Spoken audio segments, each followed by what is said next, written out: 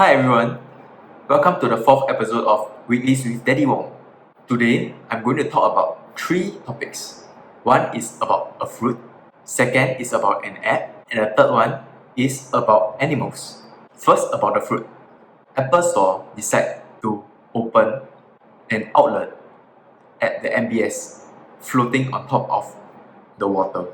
This is the first time Apple Store decides to open a store on top of the water. It is amazing. It made headline in many countries. However, how do we even know that Apple really floats on water? So let's try out. I have a cup of water right here, as you can see, and I have an apple over here. This is a Fuji apple, yeah. So let's see if it floats.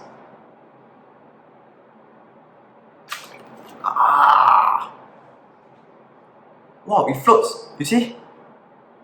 It's turning. So it works. So having an Apple Store floating on top of the water, it makes sense. This Apple Store is currently located on top of the water outside of MBS. Previously, it was a nightclub called the Avalon. It actually closed down. Apple Store took over it. As you can see, this Apple Store looks magnificent. The design, everything, it just looks out of the world. But to enter the store, one will need to make appointment first because there is a limit of how many people to enter.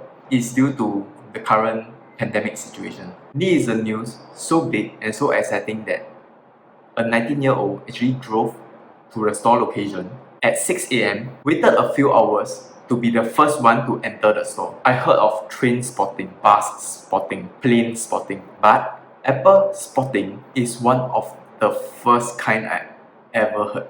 And this guy made it to the list of spotting trends. He mentioned that he cannot sleep for many nights because of this announcement. He cannot wait to enter the Apple Store, and true enough, he made it as the first person to enter the first Apple Store floating on water. Reminds me of someone.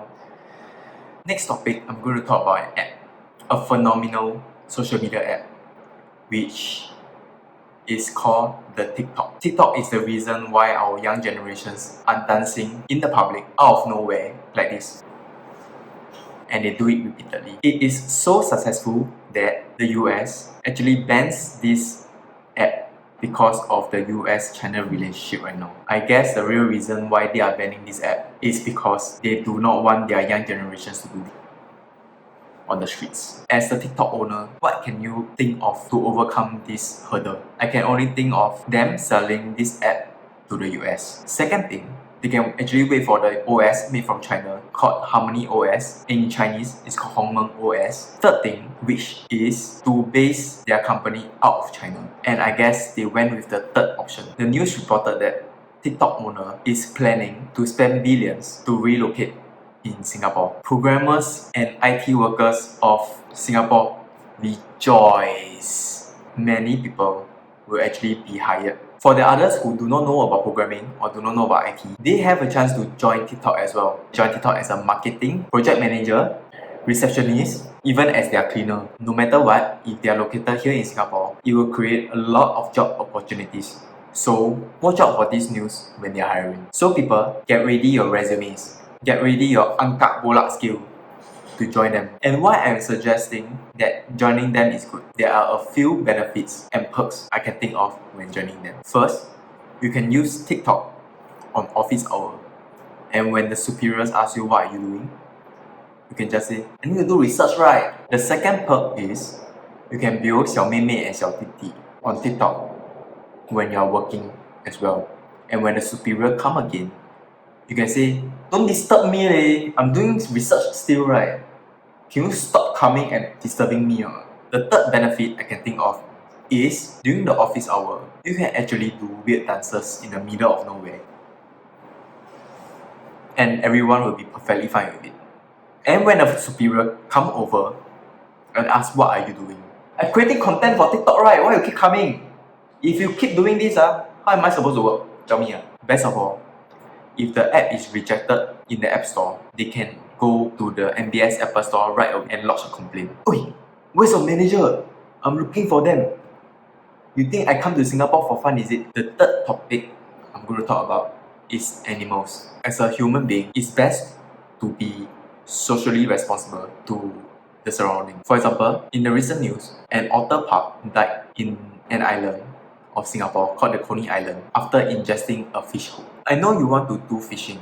However, can you wipe your butt after you shit or not? I have no obligations towards those who fish, but I despise those people who fish and leave their shit behind. Fishing hook, you leave the fishing hook there after you fish. That's too much lah. Imagine you fish halfway and I happen to swim by and I see the hook. Wow, the hook got meat. I go and bite ah. I bite then I die. Die like this poor otter pup. Seriously, no one in this world and no animal in this world deserve to die like that. At least the fishes got hooked up. They can be eaten. Their life is useful. But the otter pup like die without a purpose in life, you know. A person actually drive and found that a frog is staring at him.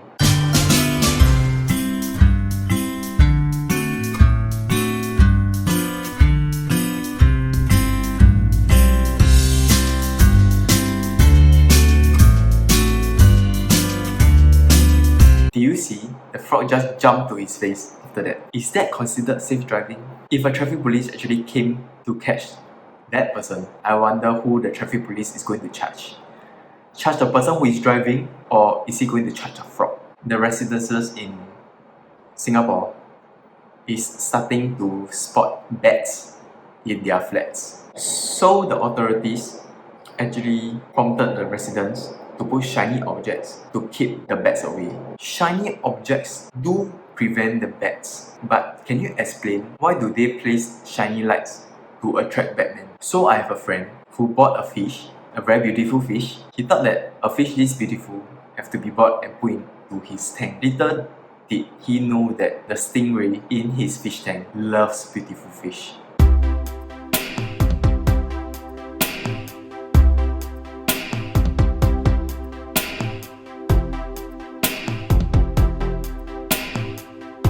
I think you'll be having a mixed feeling. Does the stingray enjoy the food? Does my fish deserve to die like this? Why did I buy this fish for? So many people ask me, how do I teach my son about pinky promises?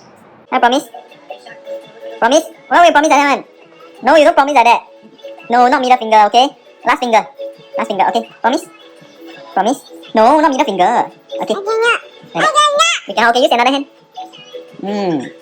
Promise. Okay. One must understand that at this age, they have a difficulty controlling which finger to show.